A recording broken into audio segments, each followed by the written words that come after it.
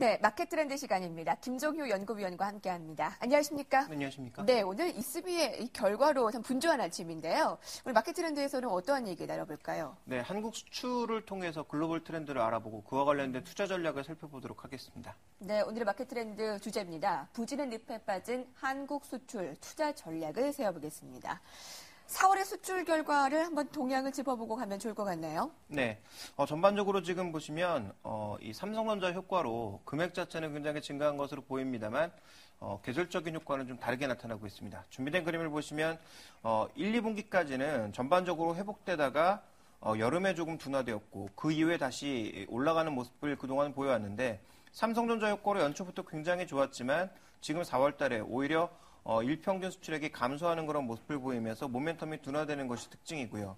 또 자세히 살펴보게 되면 품목별로 엄청난 온도 차이를 보여주고 있다는 거죠. 네. 철강금속이나 기계류 수출은 엄청나게 줄어들었고 반대로 생활용품, 전자전기, 화학공업 제품들은 또 늘어나는 모습을 보이면서 제품별 온도차가 수출에서 굉장히 격화되고 있다는 것이 중요한 특징이고요.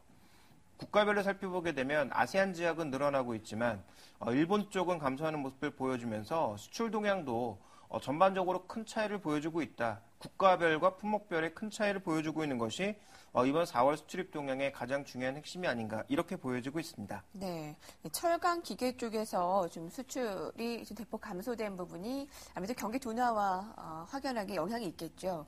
그리고 네. 또 일본의 수출이 급격하게 감소한 점도 특징적입니다. 이렇게 좀 부진한 배경이 여러 가지가 있을 텐데요. 어떻게 보십니까?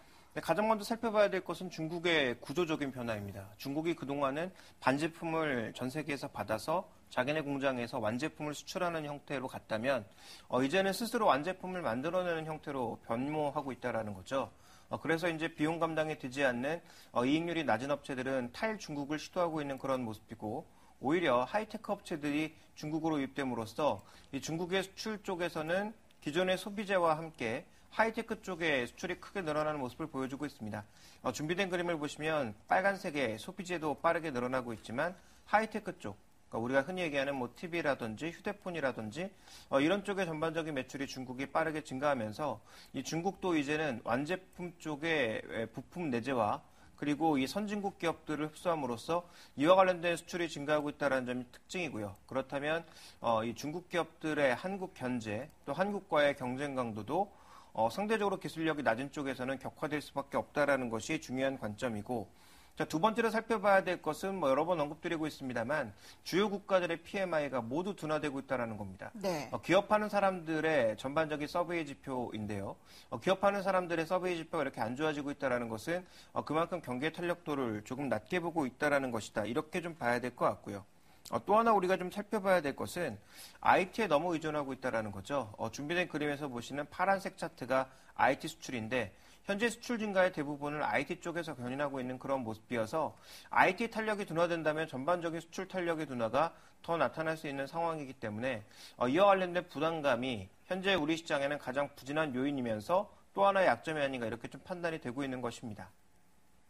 IT에 많이 의존되고 있는 거 그만큼 IT 경쟁력이 높다는 쪽으로 긍정적인 해석도 가능할 텐데요. 네, 양면적인 해석은 가능합니다. 네, 아까 수출 동향을 보면 이 품목별로 너무나 온도차 격차가 크고 그리고 아시아 안에서도 수출의 상황이 너무나 다릅니다. 판단을 해봤는데요. 어떤 투자 아이디어 가져갈 수 있겠습니까? 네, 전반적인 트렌드가 이제 지역 내에서는 아시아 쪽에 굉장히 강하게 그리고 아시아 쪽에 소비재 쪽이 굉장히 강하게 현재 증가하고 있는 모습이고 IT는 경쟁력이 높기 때문에 현재 구간에서도 굉장히 양호한 수출 물량을 보여주고 있고요. 통화 정책에도 불구하고 저성장 기조가 쉽게 깨지지 않을 것이라는 그런 관점에서 접근해 본다면 우리가 얻을 수 있는 투자 아이디어는 한 세 가지 정도라고 보여지는데요.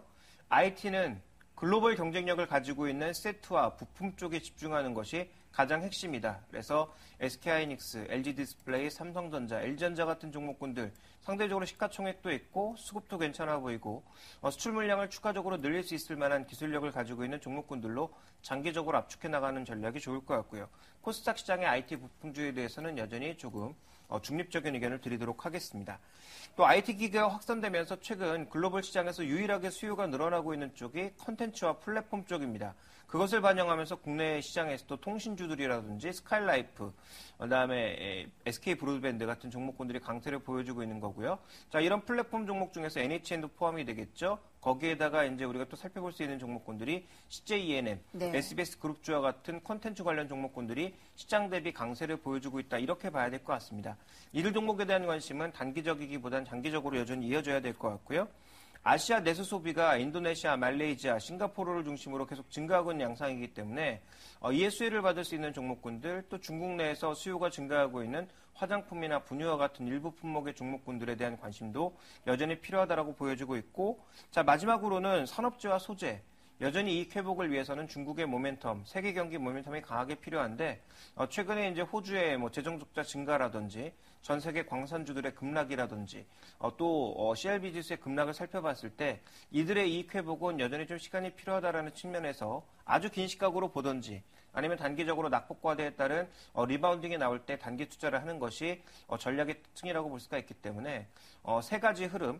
그래도 수요가 늘어나고 있는 콘텐츠나 이 플랫폼 쪽, 아니면 경쟁력이 있는 IT 부품 쪽으로 가든지, 아니면 현재 구간에서는 가격 모멘텀이 나타나고 있는 소재와 산업재 쪽을 가격 모멘텀이 나타날 때마다 일시적으로 투자하는 그런 전략이 현재 구간에서 가장 유리하지 않나 이렇게 보고 있습니다. 콘텐츠 플랫폼 그리고 IT 부품 지금 증시 동향과도 연관이 많이 깊겠습니다. 네, 수출 동향에 따른 트렌드 시장 대응 전략 알아봤습니다. 김종혁 연구위원이었습니다. 고맙습니다.